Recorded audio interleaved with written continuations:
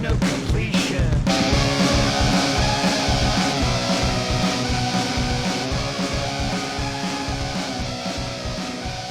Hello and welcome to the Two Consoles Too Late podcast. I am the host, Jackson Keebler, and I am Two Consoles Too Late. What does that mean? Here at this podcast, we look at the classics and the not-so-classics of retro gaming, often for the very first time, and with no nostalgia. But today, we're not looking at a game. We are doing what we call Between the Headphones, and I am between the headphones with author of Retro Gaming, A Bite-Sized History, Mike Diver. And later, we're going to look at the shop Goodwills and see what's out there in retro gaming. But first, we're going to kick it off with some video game collecting news on Going Long. It's going to be a lot of fun. Let's go. Going long. It is going long. Looking long. Going long. It is going long. Looking long.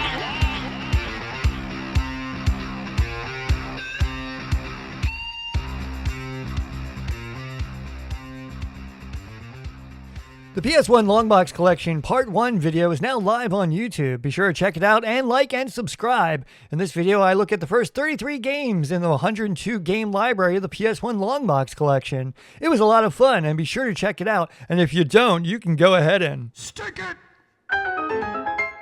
Okay, I'm going to stop making fun of YouTubers now. They got to eat too. But I'm not an algorithm chaser. And that's not why I put that video together. That video was just pure passion. Just wanted to share the collection thus far. Just, have a little project, something to work on, something different. And it was a lot of fun, but it was a lot of work between game capture, principal photography, voiceover, and editing. That took the better part of a weekend, and I knew that the returns weren't going to be that many. But that's not why I did it, right? But anyway, that video is live, and I got a comment that I wanted to share here on the airwaves from Roxor128. It's a rather lengthy comment, so I'm just going to read the first part of it. You'd think these larger boxes would be for shipping multiple discs, not pointless extra packaging. Hearing about that one with the second disc in an envelope almost had me face palming.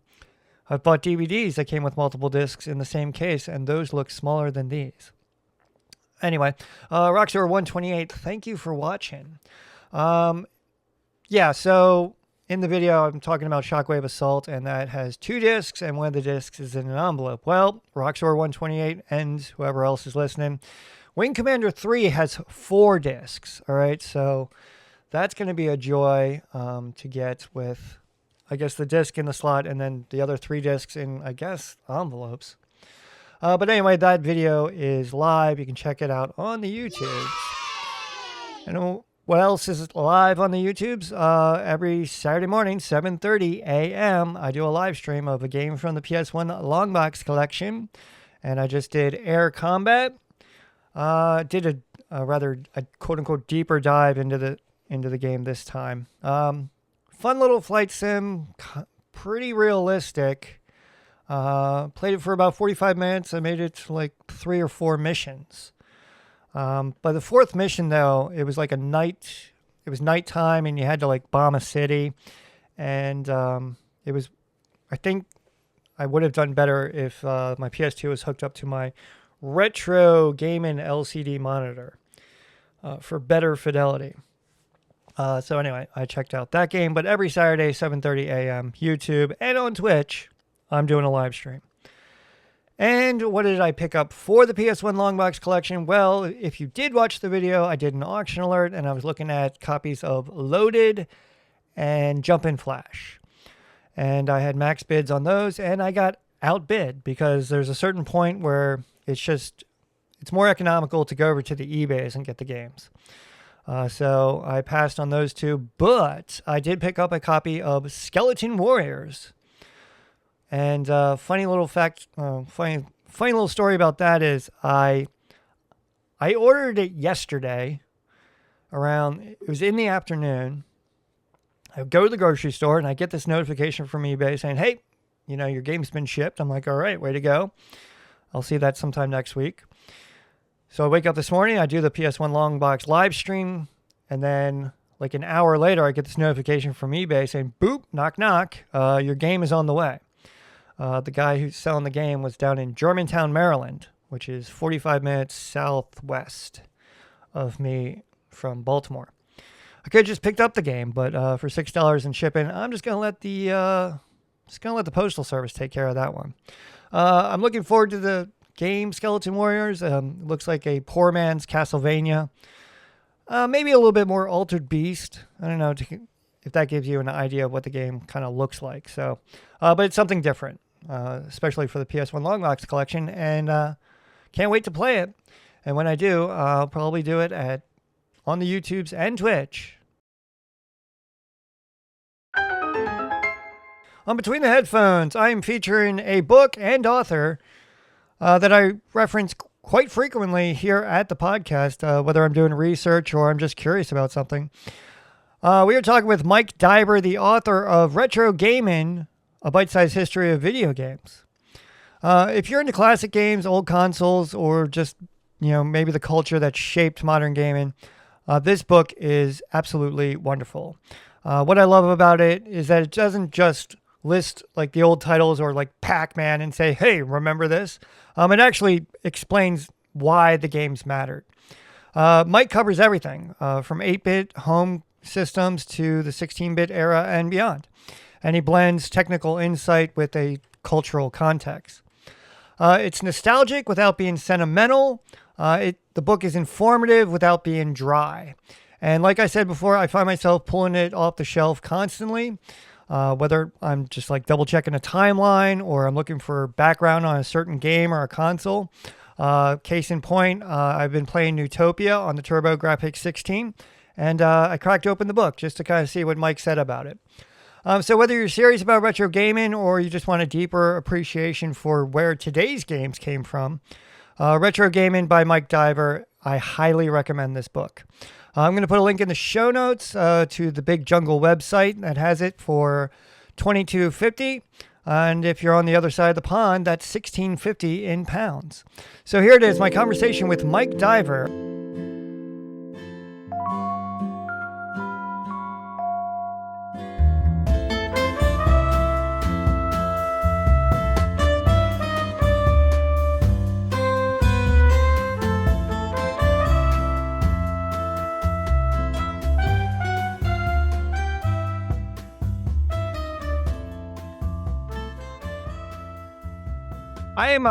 The reason I asked you on is because I'm a huge fan of your book, Retro Gaming, A Bite-Sized History of Video Games. Awesome. And right now I'm in the process, I guess, of putting my own book together. And your book has, for me at least, been like a big resource in like what I want in what I'm trying to publish, the Retro Video Game Glossary. And it's like, just like the form factor, your book, the size, and everything about it. It's a go-to resource for me. And I just wanted to like talk to you about the process of, especially this book, getting it published and all that. Sure. Yeah. No, happy to. And you say it's a big resource. I mean, it's quite a small book, that one, but it's small by design, Retro Gaming. It's meant to be, I mean, the subtitle of it being a bite-size guide, the pun intended, is very much based around it being, I always kind of saw it as a toilet book, Okay. Something that you kind of pick up and flick through a few pages and then put down again. Well, I wouldn't call it a toilet book. For me, it's a coffee or a bedside table book for me. That works too. Pick it up and put it down. So I'm trying to put together this retro game glossary. So I have it like in a binder right now, and I'm just, I guess I'm curious about is like how the process of getting from like this to like press, and what your experience with retro gaming was. Specifically for retro gaming. So retro gaming was my third book. Third book, yeah. And I already had a relationship with the publisher of that book, which is, it might be listed as Lomart, it might be listed as Michael O'Mara. It's different publishers in different parts of the world. In France and Spain and Russia, it's got different publishers. But so that pre-existing relationship helped in so much as I had a contact there.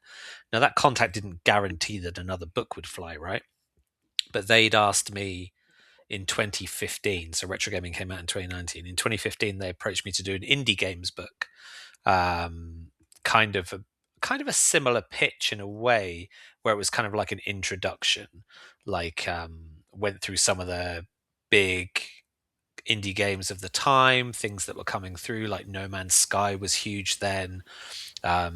Games like Fairs, Minecraft. It sounds silly, like Minecraft was not huge then. It was still kind of like finding its feet. It was still an indie game, really. But off the back of that, I had the contact and I approached them about doing a Sega book. It would have been the something to do with like an anniversary of Sega or something around the Mega Drive. Maybe the Mega Drive Mini was coming out. I can't remember what the exact point was. Of course, Genesis, where you are in the world. And that kind of just spun up in the conversations with the people over at Michael O'Mara about like how about making it like more of a broader retro gaming book. And that went through a few changes as well. Like it was going to be slightly more detailed. I think it was going to be an A to Z at one point. So I wrote a whole chapter like D is for Doom and about Doom and like first person shooters and how that kind of really popularized, well, you know, that really helped to popularize like local multiplayer, like LAN parties and stuff like that. And it just kind of got a little bit more kind of spread out and kind of distilled down to what you see.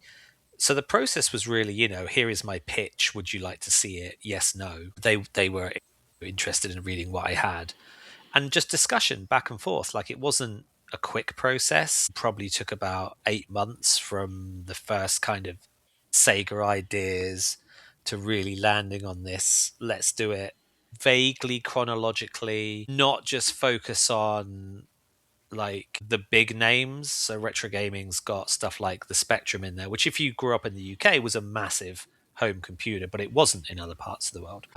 You know, and it's got some other strange consoles in there, which I got to go into a lot more detail about in a later book of mine.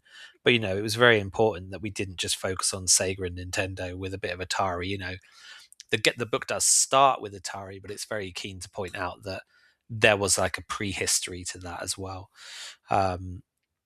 But yeah, the process is going to be different for every single book. Every single book I've done, and I've written 6 now, has been different.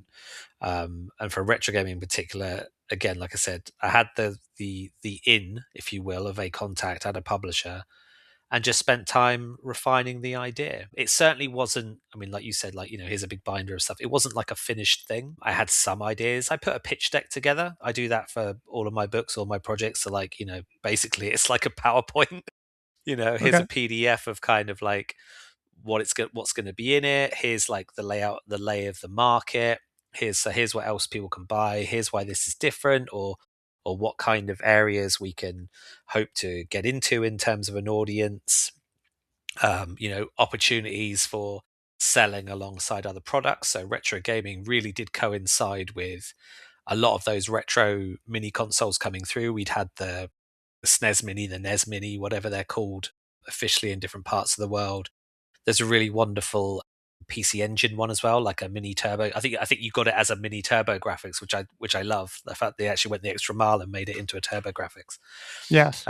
So there was like enough interest they saw in like all things retro. I mean, it's even bigger now. Like it's way bigger now. Like the pandemic and the lockdowns around that really pushed the interest in retro gaming because a lot of people are at home, they're finding their old things, they're rediscovering old games and wanting to reinvest in them, which is kind of partially why we did an update of retro gaming in 2022. We got to revisit it and just make a few updates, add a few more, not systems, but just add a few more lines in about where you can play certain games, like between publication and then like the second edition of it, like Halo. I think maybe the Master Chief Collection had come out, or it had gone onto certain platforms. There were new ways to play these older games. Maybe Shadow of the Colossus got its PS4 release, you know, stuff like that. So yeah. I just played Shadow of the Colossus. My last podcast was about that. Oh yeah. It's, I mean, the atmosphere on that PS2 version is still just impeccable. Like you can play the newer one, and I recommend that people do. The PS4 one is a really, really terrific game.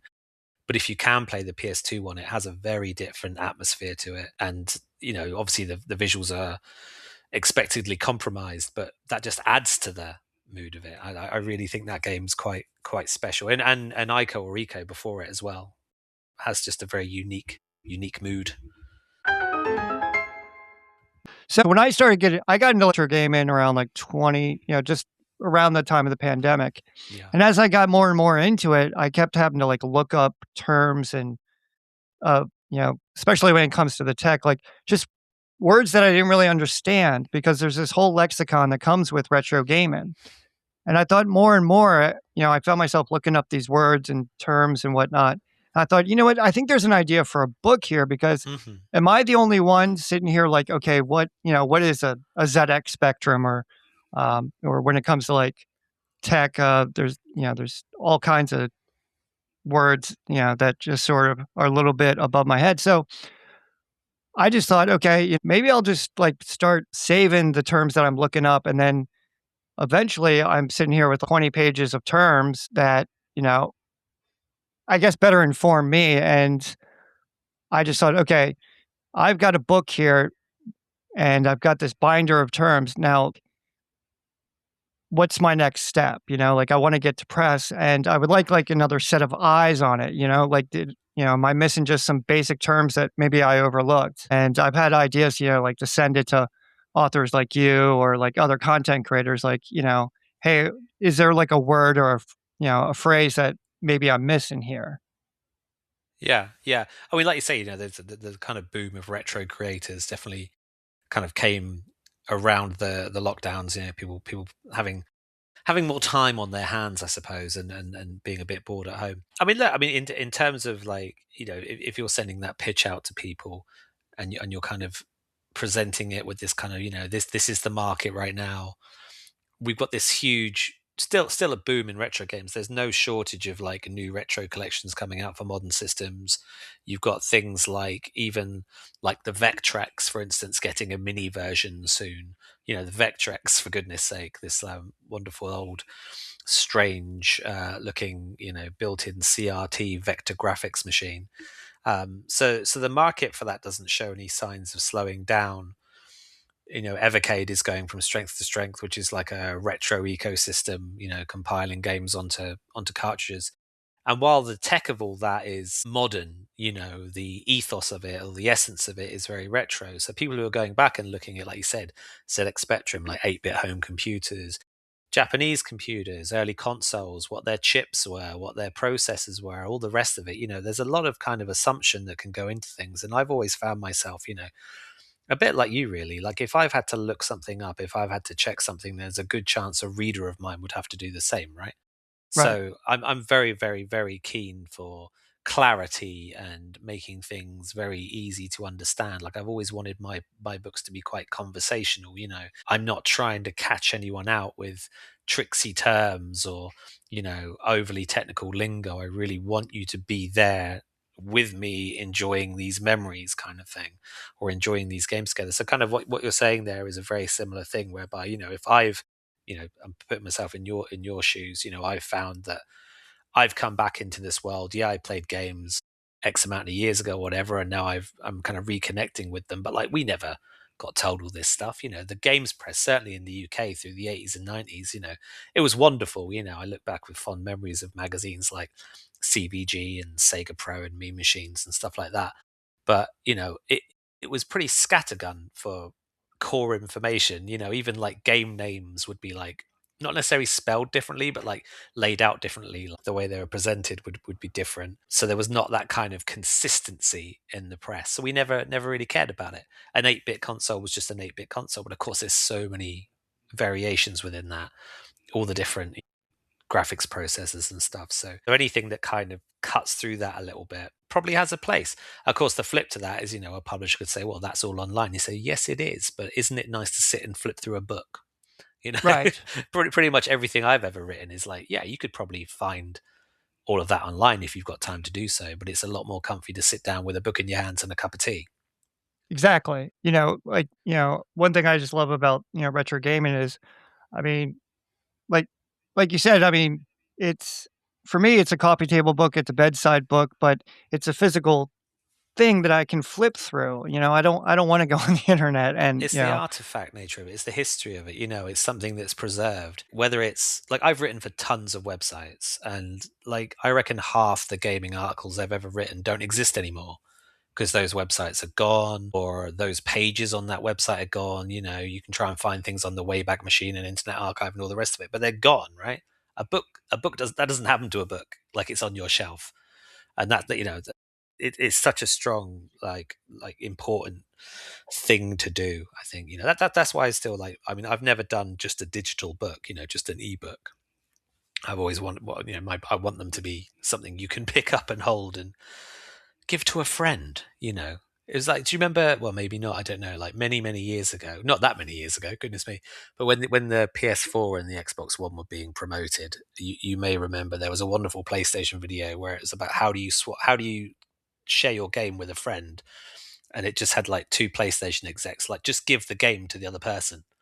And I love that because Microsoft at the time was really talking about like digital rights management and like how you had to lock certain games to compute to your console. And PlayStation just understood that no, people want the physical experience. And I know that's getting harder and harder. Like a lot of games are just digital, but full respect to those who can get stuff out there still. And the same applies to books. I'm sitting here looking at the book, and I'm just like the actual like layout of and the design of the book. Were you like involved in that, or did you have someone else like kind of do that layout? No, no, no. So the in-house designers would have seen to that. Everything like in every book I've done, there's always been here's the proof, look over the proof. Does it look okay? And I can, suggest any changes. Maybe pictures get swapped out. Maybe they get moved to a different page. But no, retro gaming was pretty smooth. Did source most of the pictures for that. Like some projects, as the author, I'll be the one who's finding the images. Other times, not so much. Like for my book that's coming out in the summer of 2026, so this year, which is a kind of a guide to all the games of Aliens, unofficial and official. All of the artwork from screenshots through to concept art. I mean, I didn't produce it all, but I sourced it all. Right, that all came through me, and I told the publishers where to put, what chapters those pictures go in, and kind of tagged them all up accordingly. So there is some of that, but in terms of the actual final layouts, I'm not the one doing the flat plans. That's not my job, and I'd be Right. useless at it. Yeah, well, with my glossary, I'm thinking, okay, like I do want to have some pictures just so that it's not just pages of definitions, have a little bit of some visual references in there, but not like have every term have a picture. Yeah, yeah, yeah.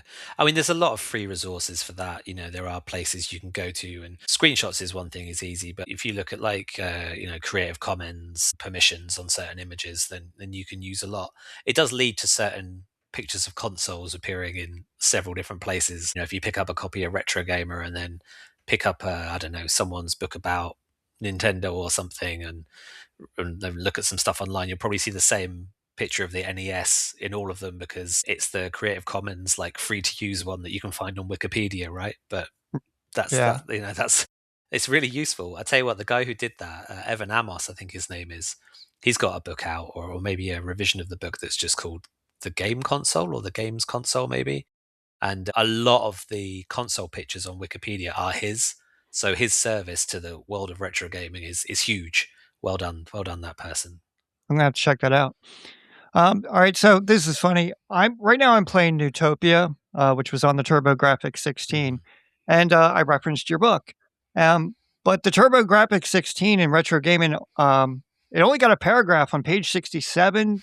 Did you like? Was there like more there, or that you had to cut out, or? Could have been more there, but yeah, I mean, anytime you do a book project, you're obviously limited by word count, you're limited by page count. We kind of knew what we wanted to focus on. The TurboGrafx, PC Engine. I mean, it was pretty big in Japan, the PC Engine. It sold pretty well over there, but the TurboGrafx didn't do a whole lot in America. We didn't really get it in the UK either. There was, because you got it as the TurboGrafx 16.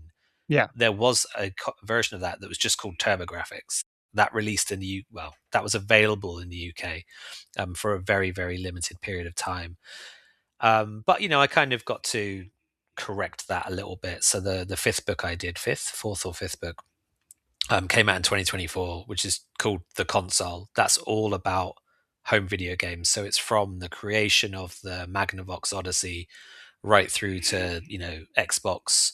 What are we on now? Xbox Series and PS5, and it ends with the Evercade VS. So it goes 1972 to 2022, and in that I got to do a lot more words about the PC Engine and like the various spin-offs and stuff that came out of it, like with the CD-ROM and the kind of the 16-bit, the super.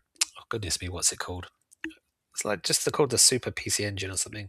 Someone can shout at me when they're listening to this because my brain's just done a blank. But I can see it in my head. It's a very unique looking console, put it that way. Very I guess ridged.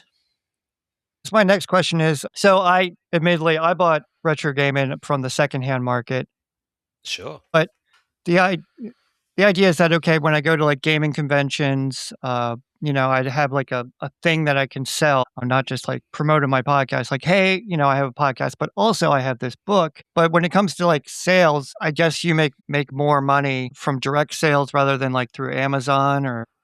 Oh, if I ever did, yeah. I mean, I haven't done it very often, but quite often with a publisher, you can buy copies of your book at a set rate, and if you wanted to then sell them on, I know friends of mine, peers of mine who do that with their books, and they'll like get like a batch of them and sign them, for instance.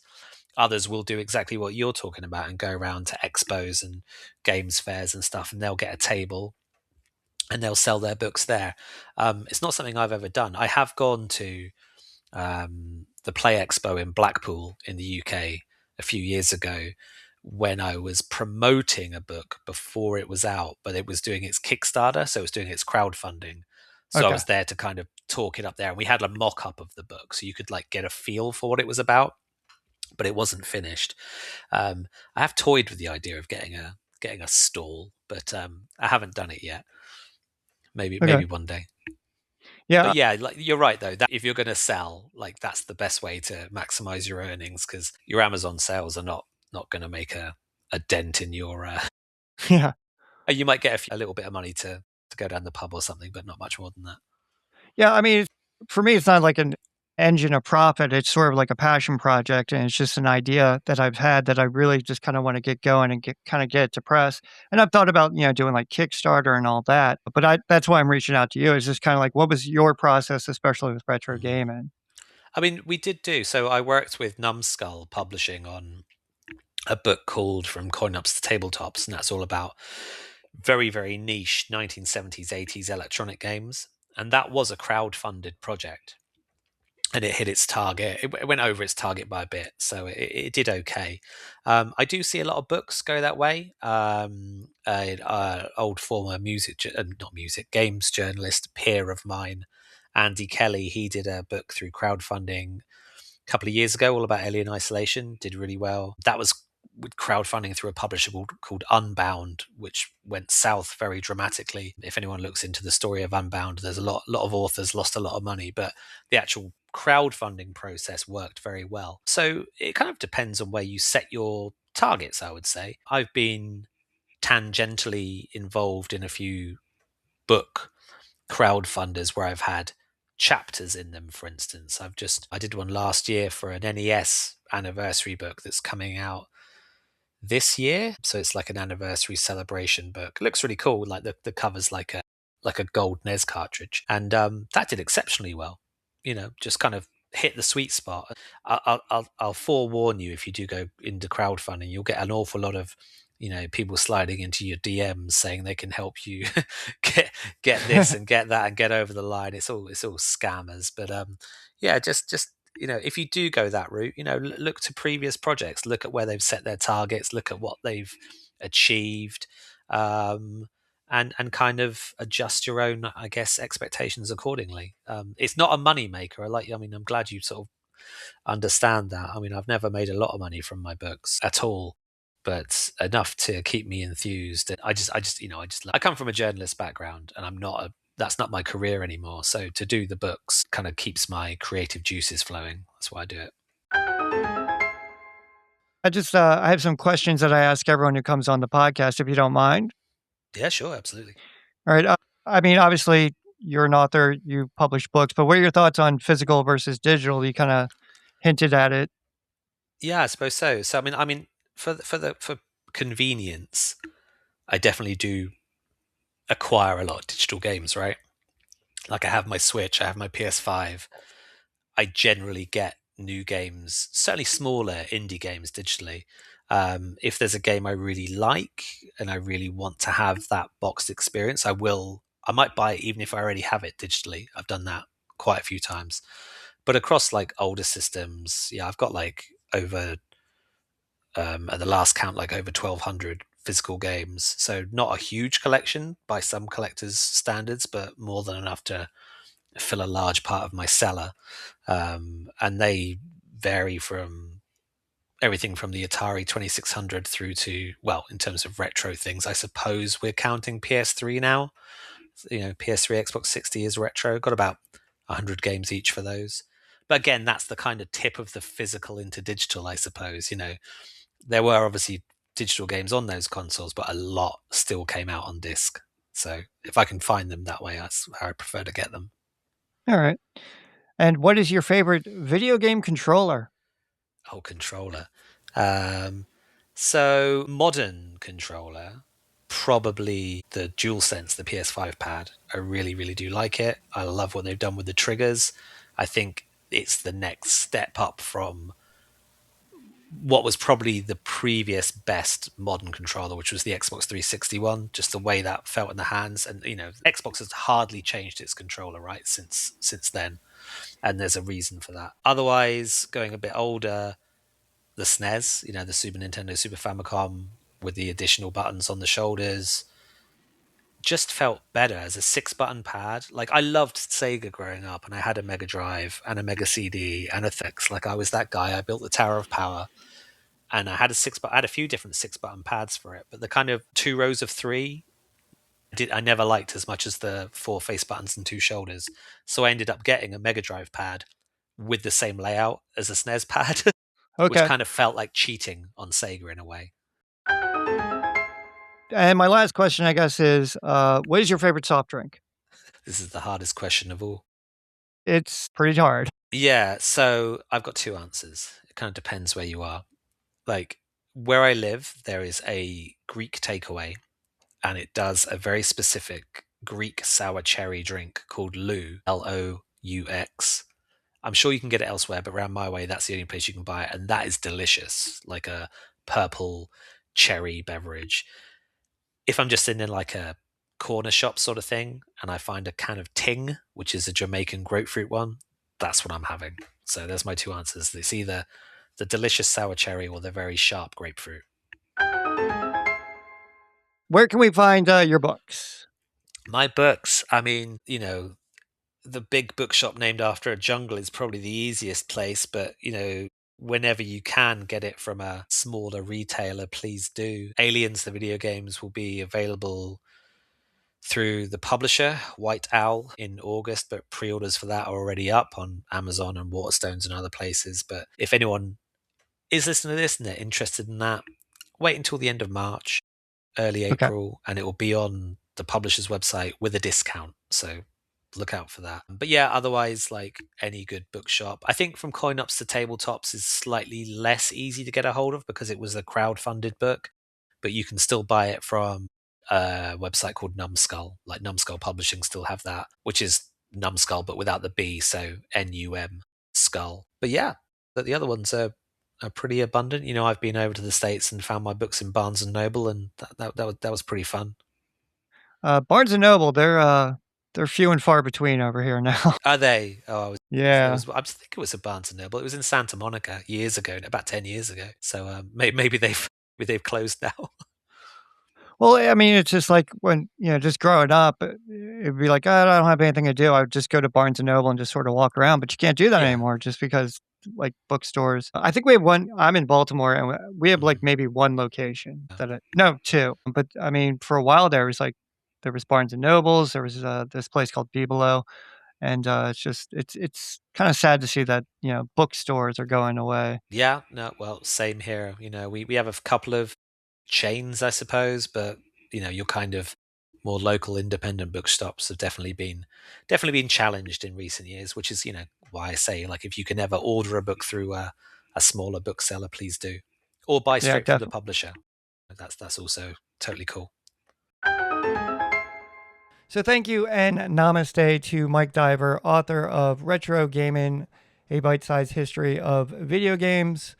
I'll put a link in the show notes to his book on Amazon, but it can also be had on the secondhand market.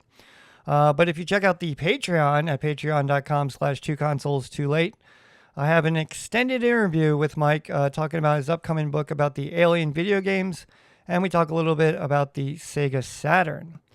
But for right now, on Auction Alert, we're going to head on over to the Shop Goodwills. On my PS1 Longbox Collection video, I did a video auction alert that looked at a copy of Chrono Trigger and a copy of Gotcha Force, and we're going to see where those landed. And we're going to see what else is out there in retro gaming goodness on Auction Alert. Auction alert.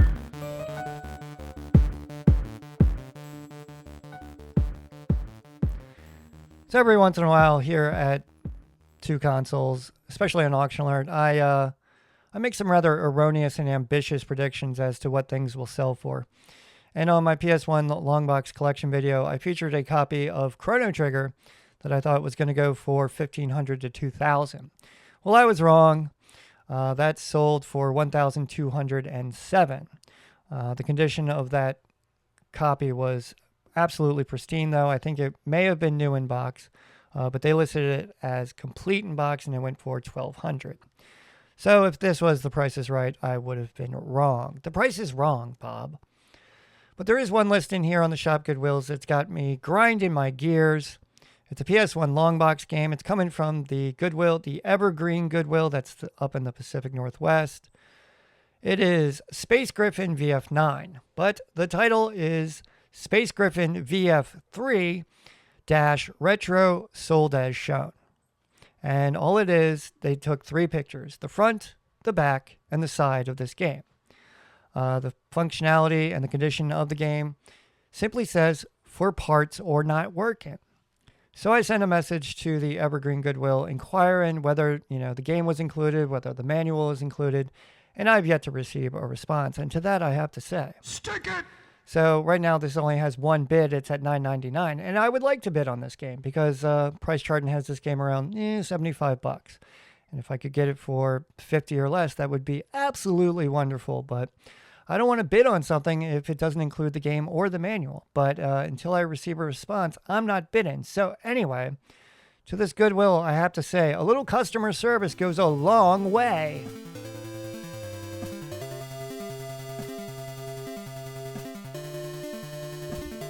All right, it's Valentine's Day, which means show me the love because I love you. If you want to show me the love, head on over to the Patreon. And if you support this podcast monetarily, I will send you all sorts of goodies. I'll send you the Miracle of Safe States magnet, a signed Walter Day trading card, a typed postcard written specifically to you, as well as shout outs on the airwaves. All sorts of good stuff. So show me the love.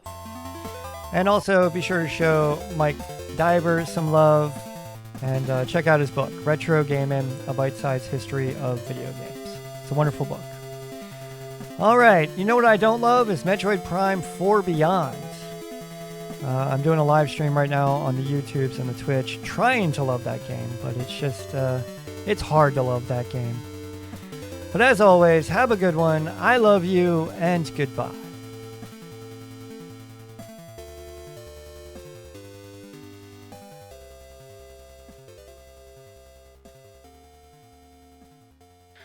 Between the headphones.